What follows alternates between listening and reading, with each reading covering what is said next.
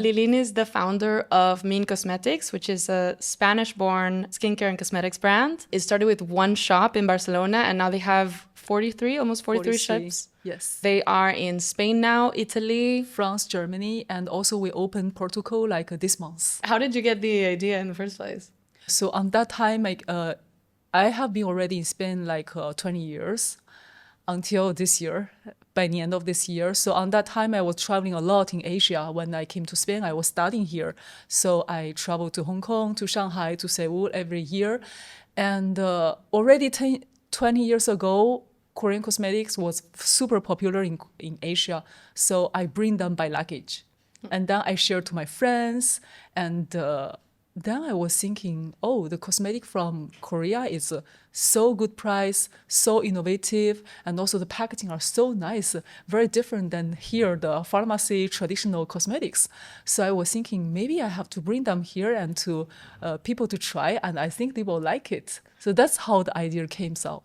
So at the beginning, you started without any kind of external investment. No, but when your company is running well and you are growing every year and you are profitable, so of course we get some credits from the bank. Ah, nice. So you started getting a regular loan. Yes. Ah, nice. Yes. The first shop that we have opened is in the city center, Pau Glalis with Diputación. I've seen So very small one, 25 square meter, the first shop. Yeah, I've seen it. It's a little corner. Yes. 10 years ago. No? No, 11, actually 2014. Wow. So I studied there and cleaning, opening the store, put the labels, sell the products and everything by myself.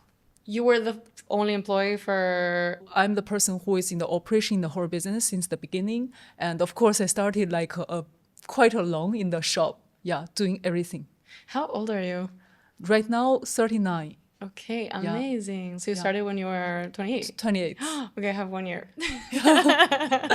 Yeah. She actually gave me a little trial of her new brand. Actually, we already launched this brand like 3 years ago.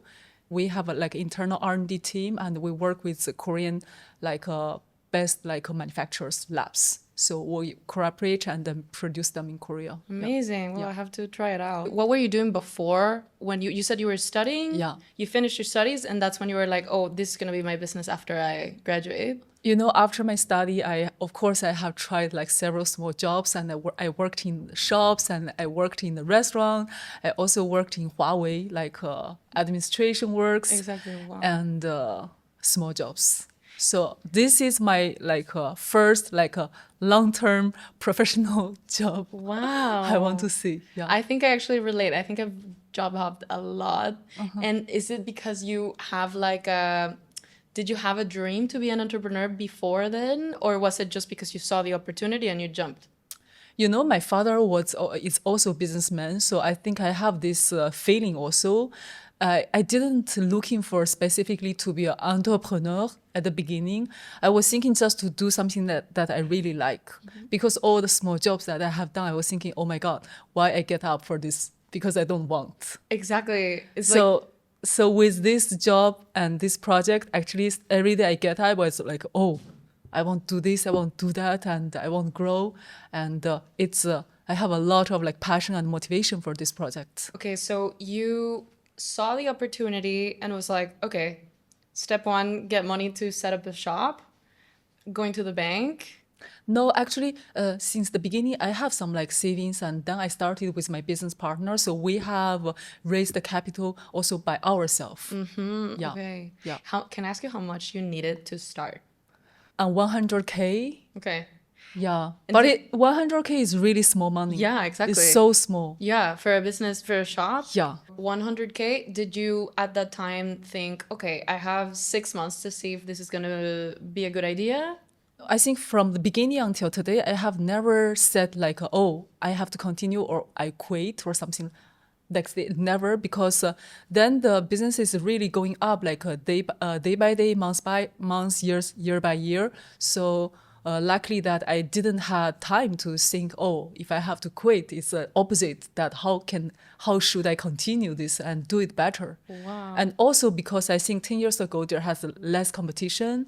Well, it's also challenging because when people, they don't know your products, it's also very challenging because nobody's know and they doubt. Exactly, that you have to explain. But also good thing is nobody can compete with you. Yeah. So there has a balance that you have to find too.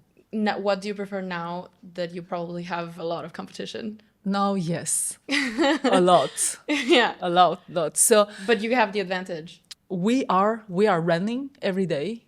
It's important you have to run in advance and go faster, grow fast. You started with your shop buying straight from Korea. At the beginning, we buy the products from wholesalers, Yeah. but and then after 1 year, I went to Korea and I knocked the door of all the brands that I liked. Yeah. I said, hey, I want to introduce your brands to Europe. Yeah. So I started to cooperate with all the brands directly. Okay. Yes. You went straight in Korea and Yes. said hi. Yes. Insane. Yes. I email them. Sometimes they say, hey, yes, come. Sometimes they don't answer. So I go to their office and then I say, hey, I want to talk with your team. Amazing. Yeah. Was your business partner kind of like giving you some of these ideas, or were you just like, I need to get it done? You know, the general like strategic vision we do, I always discuss with him. For example, at the beginning, I was discussing with him, hey, we do only Spain or we expand internationally. So he tell me we have to go more internationally because he has also has a lot of experience on this, and he teach me how to do that. Is his experience within cosmetics or retail in general? No, he's in another the industry. Okay, completely different. Okay. Yes. How did you see, this is a good fit for mentoring if it's a different industry?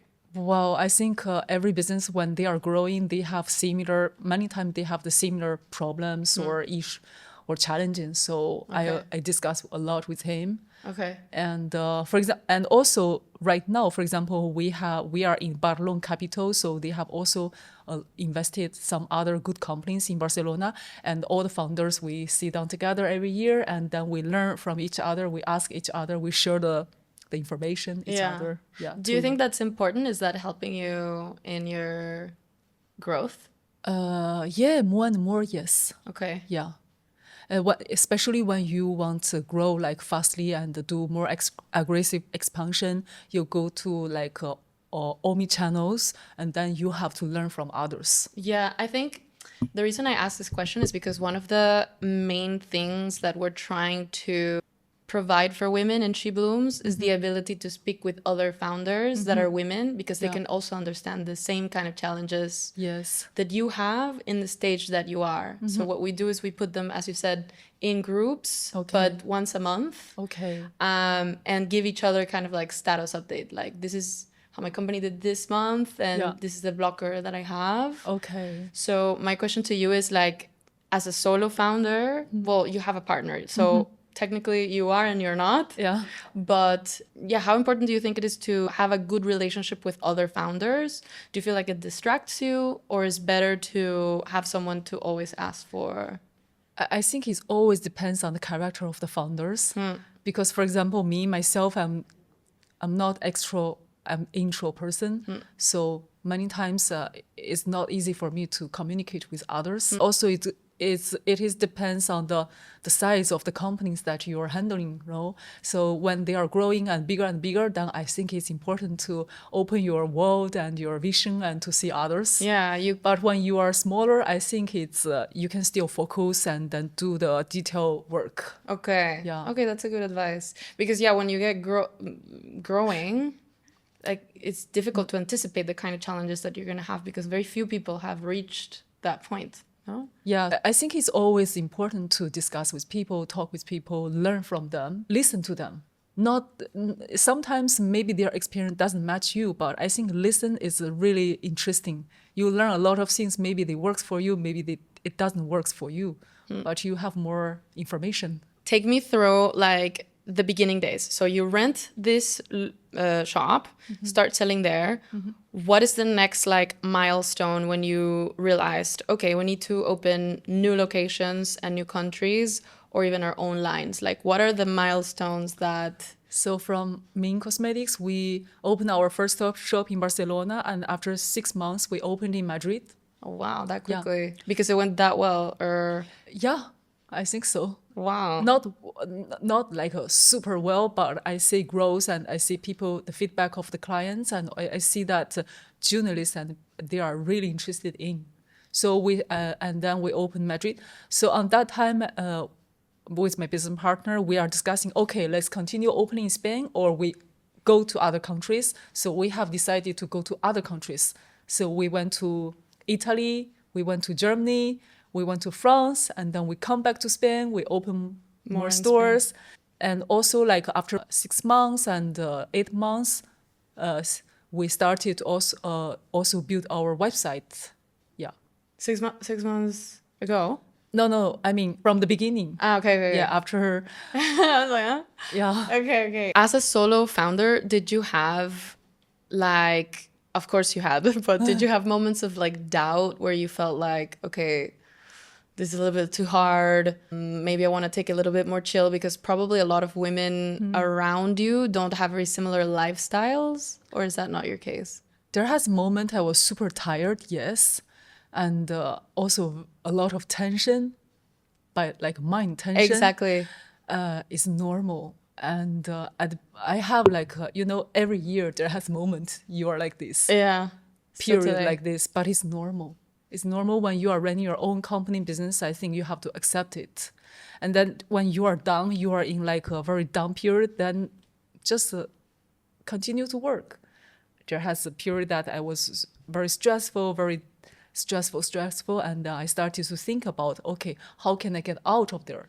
So I started to maybe slow down a little bit, don't work on the weekend, take a small holiday, and then come back again. You have to do like auto revolution of yourself to recognize what is the best way for you, and how can you jump yourself from out of this situation. Exactly. You have to be very in tune with how you feel, and yes, so you can fix it. Feel yourself, and then ask yourself, what would you like to do to feel better? Yeah. So, yeah. Okay. But I think it's super normal that when you are like an entrepreneur with a company, you need to accept it. Going back to the friends, did you figure this out alone? The thing about, okay, I think I need to manage my business this way or that? Or did you have friends that were also entrepreneurs and told you, maybe you should try take a vacation? Oh, you mean for like stress or mind, like a lifestyle? Yeah, or in general business. I think most of the time it doesn't work when people, they tell you how to do.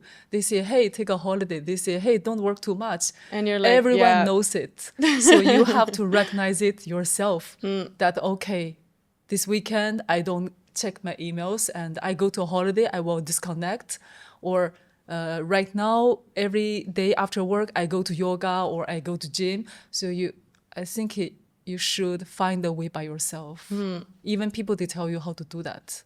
Same thing with advice. Like, you kind of have to seek it within yourself. Like, if you're not reaching certain objectives. Well, I think for business it's different. Okay. For business, when people, they tell me what to do, what is better, I always listen very carefully, and then I take it really like in my concentration. Okay. Yeah. Do you feel a difference between the advice that you get from women or men, or? It's very interesting because, I actually don't know many women like entrepreneurs, so usually they are men. Exactly. But in another way, in our company, we are 95% are women. Okay. So I both listen inside of our company with our management team. They are all girls. So I discuss with them and I talk with them. I listen to them. And then outside, I also talk with men like entrepreneurs. And then so I get different information and learn from them. Would you like to know more women that are entrepreneurs? Yeah, why not? I have few friends, they are. And yeah, I think it's good to know. I think there's very ambitious women out there that are, the motivation is not to get women to work harder because they already do very hard. They have the top corporate jobs. Yes. They do amazing. But there's something about entrepreneurship, like the percentage of entrepreneurs of women versus men is so drastic. It's like, at least in Spain, it's like less than 10% that ever Really? try entrepreneurship. Yes. And in men, Really? it's more like closer to 50. O sea, Oh my God. they don't even try. And I think it's something related to obviously the freedom, but the risk obviously that comes from that. No? So this is what I'm trying a little bit to understand. Why would people not want that kind of freedom, you know? I think also there are, like you said, there has less references for women entrepreneurs. So maybe many girls they are afraid, or they don't have like examples being around them. Exactly. So they don't know how to move on. Exactly. So when you started like selling your products to your friends and you had the idea to start over, well, not start over, start. Was like step one, get this business partner, or step one was actually like opening the shop? So actually, my business partner, so I had this idea, and then I think he really likes my idea, and he's also very convinced with the products. So he said, okay, let's do it together, and I help you. With your first investment in the business, were you also like paying rent? Did you have to make any kind of sacrifices in your personal life to get the business up? You know, at the beginning, I think always there has, like, for example, the first year, I didn't get a salary. I lived with my saving money. And then when you earn less money, then you spend less. And then when you earn more, and then you spend more. So, so it has been right now like nearly 11 years. And I think my life changed a lot because of the business, Of like course. how it is going on. Yeah. Okay. So, but I'm super flexible people. I can live in any condition, I think. Okay. Yes. Resilience. I like that. Yeah. Can you tell me, I don't know, whatever you can share about metrics of like growth? Like, can you share about how much you making in gross marketing value, merchandise value For this year. for this year? For this year, we are targeting like a 35 to 40 million. Wow, that's insane. But I even expect to do more. It really depends on the second part of the year. Is the high season like months? Yeah, like exactly. So yeah, and from this all the revenue, I think 70% are from our B2C channel. It's online and offline stores. Wow. And then 30% from B2B distribution. And for our offline stores, right now we have around 43 stores today. We are opening like stages, so it's like 43 stores. Wow. So this year we will close with 61 stores, around that. And then our goal is also to have 200 stores until 2028. Amazing. Yeah, yeah. Very few founders have actually gotten to this kind of stage. And you started from nothing, from the one shop in Pau Claris. Yeah. When you get to that point, how do you feel like you stay competitive? Because now you're like in other leagues, you know? You probably studied business in school. I think that's what I saw that you did. No. Oh, you didn't? No. What did you study? Tourist. Tourism? No way. Really. What? Wow. It's more easy.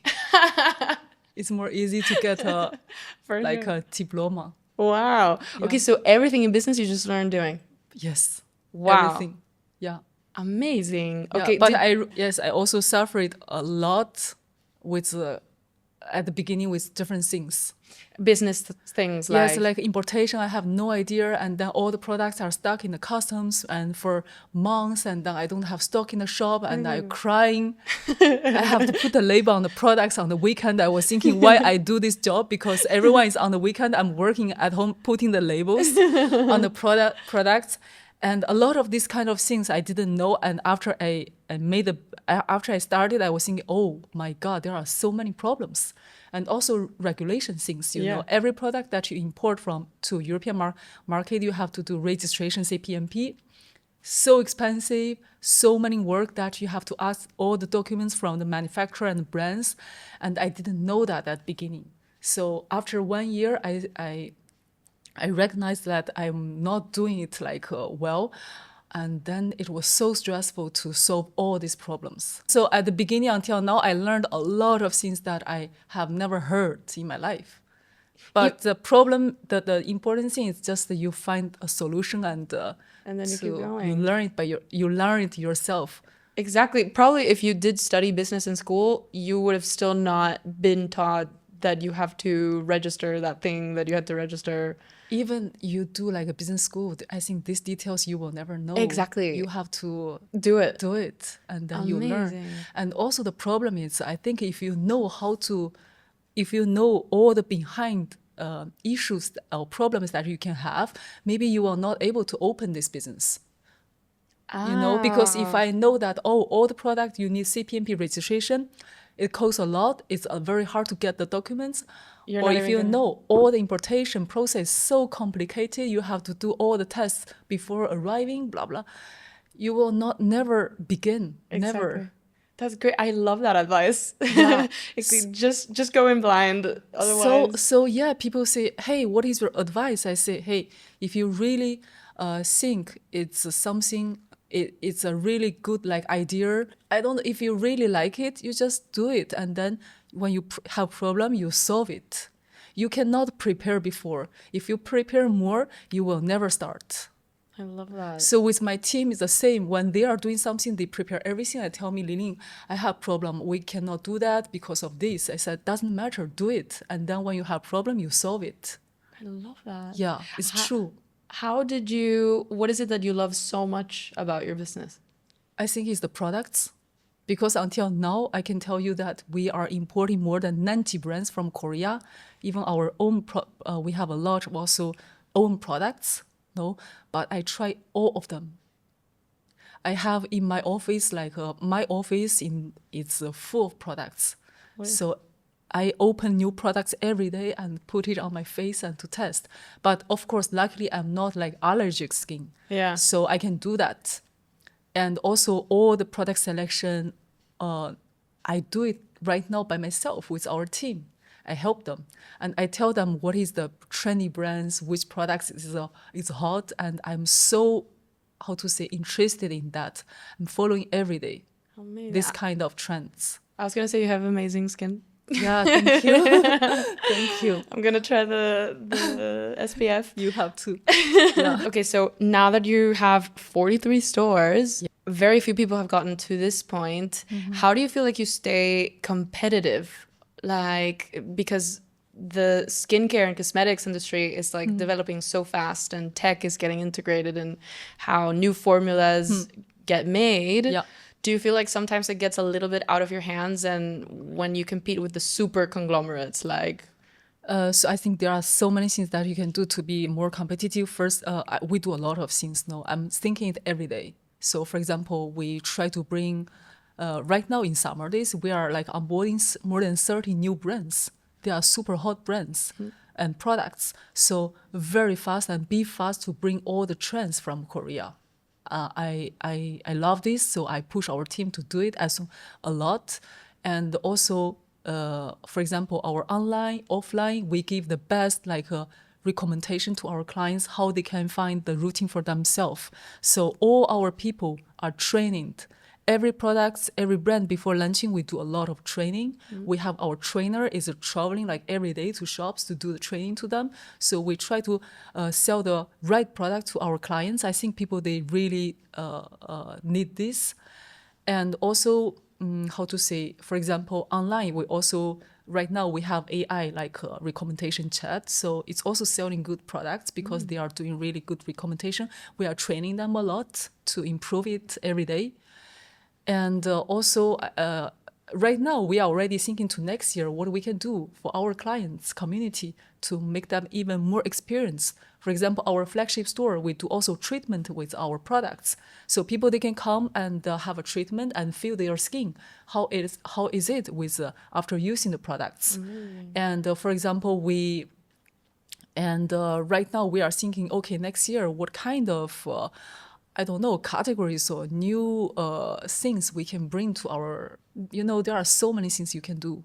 How do you routinely think about how to get out of the box and get ahead of the competition with these AI chatbots, and or it's just like it comes up naturally? I think it's not like a routine right now. Is since the beginning you also observe your competitors, and then watch them a lot, what they are doing and what we can do better, and be fast. You don't come from a business background, but you learned everything by doing. Yeah. But sometimes I think that people can save you some mistakes. This is for sure. Yes? Yeah. So you also mentioned at the beginning how important for you it was to have this business partner at the beginning. So I want to transmit that to the Sheblooms audience. Like, what is something that you learned through this process that somebody else like taught you? Or do you think that is just one's job to figure it out on your own? No, I think you have to listen and analyze all the information that you received from the people, which one is matching for your business, which one is not, and then test. Do you seek out like mentors to solve specific kind of problems, or you always go to the same like advisory board? I don't have like a mentor for only specific problems, because many times when there has like an issue that I don't understand, I just go to learn it by myself. So when I understand it and I know how to solve it, but of course I ask also other people, but also I study it by myself. Yeah, Okay. because if you understand it better, you can more like deeply. I think you can be sure that it can be how to operate. That's true, because Yeah. you visualized it yourself, like Yes. step by step. What is a mistake that you feel like you've made that you would have done differently at the beginning? Wow, it's a very good question. I think some people already asked me this before. Mistake. It's not mistake, but it's experience. For example, when my company is really small, we have outsourced like accounting and Facebook company agency to help us. So on that time, when your company is growing and you have to have this kind of a outsourced company adapt by your size. So we were using a very small like agency to help us, even we are bigger. So then they got some, how to say, mistake, on the fiscal like documents, and then we got penalty from the government. So I mean, you have to have this kind, but now we have everything internally, everything controlled. We close our account every month. But I mean, if you work with outsourced like company for accounting or fiscal, you have to make sure that they are really Top. not top, but they are really matching with your company size. Exactly. And have everything be controlled. Okay. Yeah. That's good advice. It's the only like penalty, big penalty that we have got, but that's already maybe 8 years ago. Yeah. Wow. Okay. Yeah. So now, So now everything is we do it internally. what is do you have a specific kind of routine like in your day, or you just like wake up, go to the office until you feel like you're done? So now I'm not a very early person, so I get up like at 8, Oh, nice. and then so recently I love matcha, so I started to make a matcha for myself in the morning, firstly to start, and then I go to the office. So most of the time when I'm in Barcelona, I go to the office every day, and I concentrate all my meetings in the morning until 2 o'clock, all the meetings, and then in the afternoon I try to have it for myself to organize and thinking and answering all the emails and talk with people from my team. You know, I do the same thing, but backwards. The thinking time is in the morning. Really? In meetings is only like 2 to 5 or something. Okay. Because if not, I feel like my brain is not. But don't you think people, when they are in morning, more concentrate, more active? So I think it's more efficient that if you talk with them, they can get your point, they can concentrate more. So you do it for them rather than for yourself. Yes. That makes sense. That's Yes. a good idea. Yes.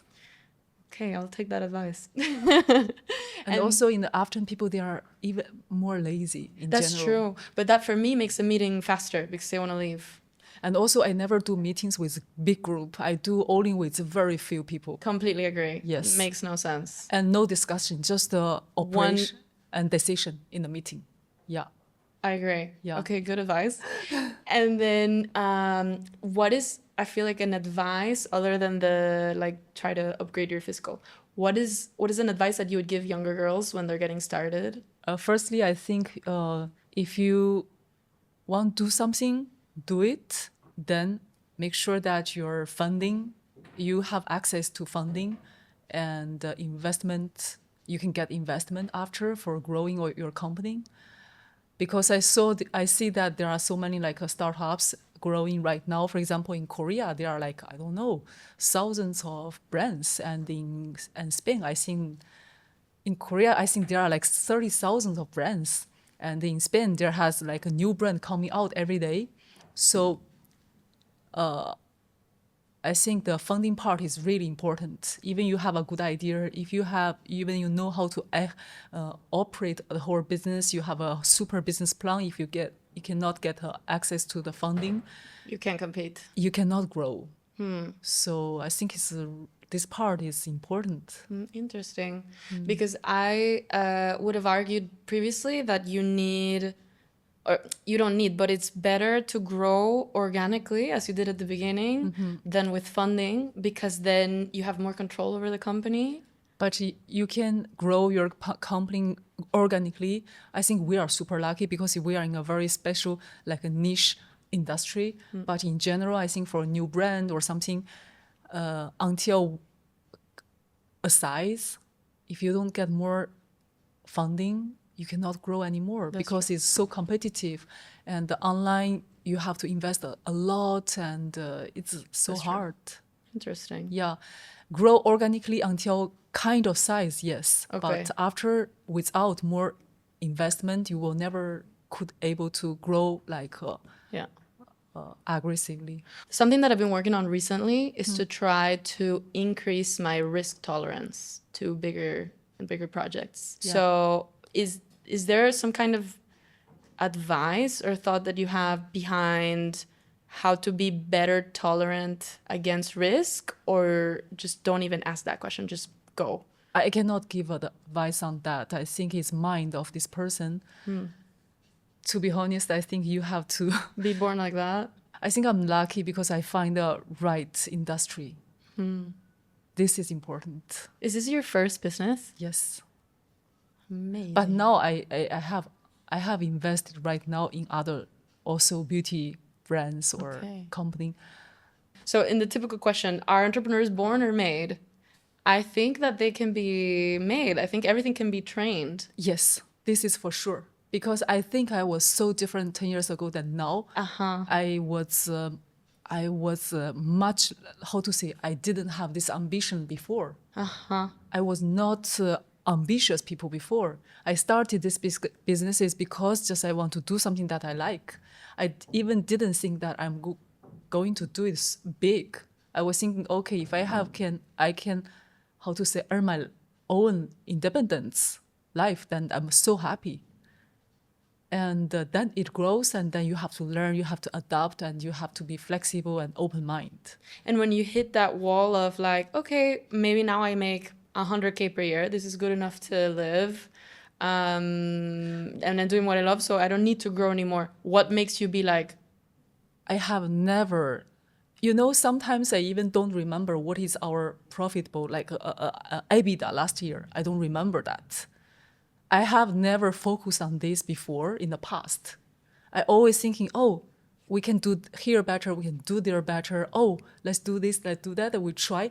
I didn't give myself pressure to see, oh, we have to sell how much money, we have to earn how much money. In the past, I never do that. I was thinking always to be, oh, do it better, and then it makes me feel so good, And right now, when we have a business plan, in the past like a few years, we started to have a real business plan. We get the fund. Then I started to realize, oh, now we have to align our objective of the revenue. We have to keep our EBITDA growing strictly. But before that, I was more thinking about do everything better. Just be perfectionist, Yes. or it just continuously improving? Yes, I just try to do everything better every day, better for myself and for my company. Yeah, it's And working on your passion doesn't make it a little bit more difficult when it's hard times. Like, oh, maybe I don't love it that much if it's gonna be that hard.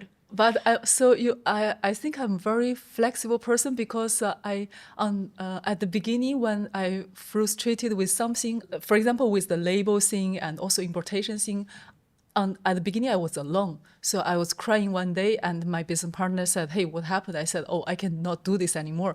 He said, "Oh, we can hire someone to help." So on that time I started to recognize, oh, I can get people to help me. So we get more one more staff to help me, and then I feel, oh, it's so good, and then I continue, so every time when you have a problem, I find good people to help me. So until now, I think very important, you have to have a very good team is the most important thing. You treat them well, you make them to trust you and to trust this project and grow with you. It's super important. How do you feel like you do that? How do you make them trust your project?